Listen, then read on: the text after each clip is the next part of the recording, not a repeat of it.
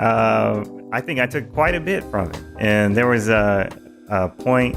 I think we mentioned this on on the last part, was talking about the interview he had with David Chang afterwards, Satterfield, and him. Well, basically all of them talking about how anybody going into the show will be able to pull some meaning from it. You know, whether it's the history of it, whether it's your connection with the food specifically. I think the gravity of the conversations that are had in this show are so impactful, and they're so packed with history that you have no choice but like to keep listening. Every episode, it's like you get so much more out of every single interview.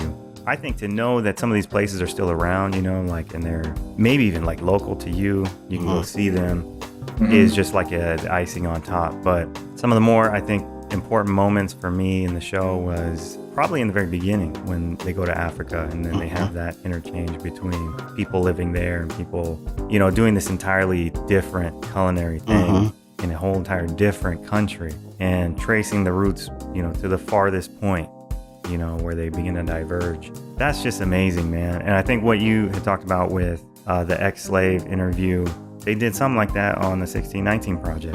And I remember going back to that, listening to that, you know, with this show and that podcast, hearing those interviews, man, they almost bring you to tears, dude, because you hear all the pain and the sorrow in these people's voices.